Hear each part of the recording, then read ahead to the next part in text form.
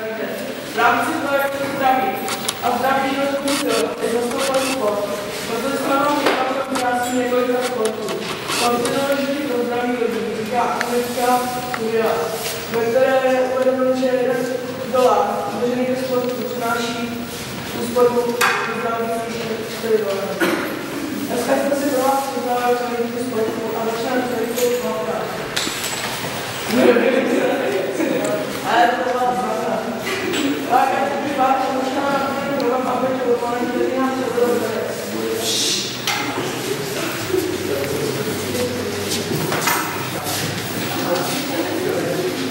Tenis je sport, který na světě. Hra je velmi fyzicky jako náročný, ale můžu dát ještě na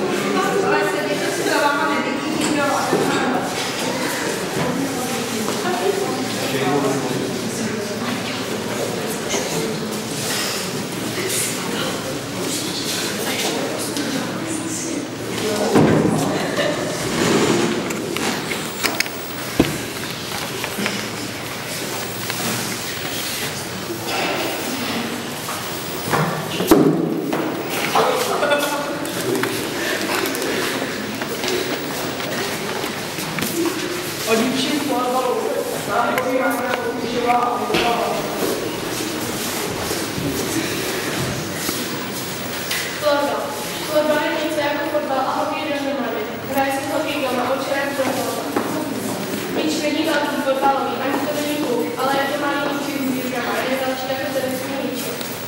Je to moderní sport, jsou dítí i mužské ženy.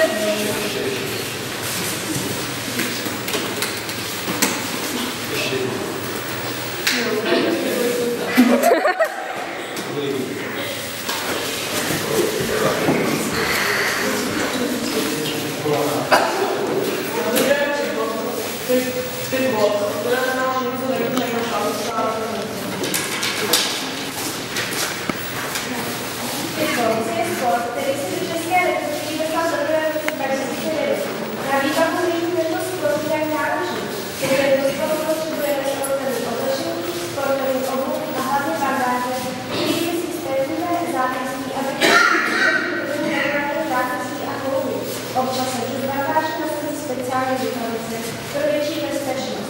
Hitbox je pro všechny věkové kategorie. Cvičit si dá téměř v každém fitness-centru, kde mají pro tento sport výbavu, kterou se bere kolečka s zrcadly, potreby a rádio. Hitbox se odrovnání růstu vyšších prostředí a stylu boxování.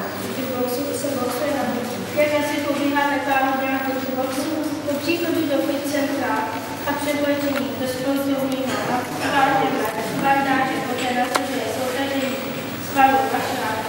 A pak už jen boxujeme na hubu do totému. To budu záběr.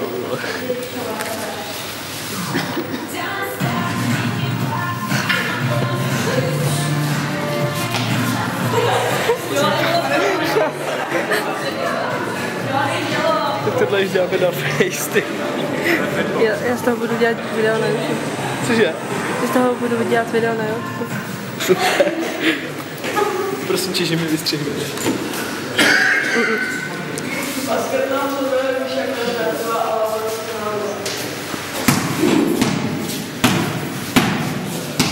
Čunku, ty zničí ten komp. Přece.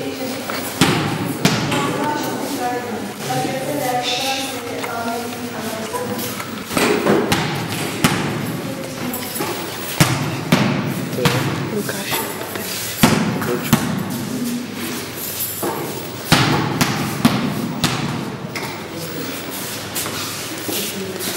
Že to bude asi níž. A nakonec nás se o fotbale začala Lupče. Yes. Fotbal je týmová hra, která se hraje v 11 hráčích. Fotbal mám rád, ale nehraju závodně. Jen s kamarádma na hřišti. Fotbal je populární hra po celém světě.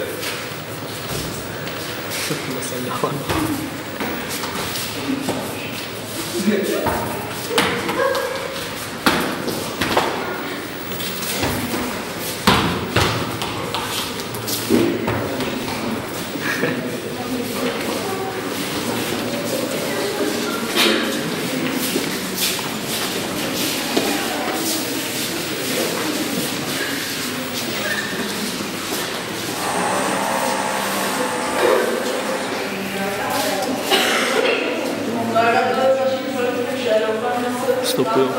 a nějaký ten sport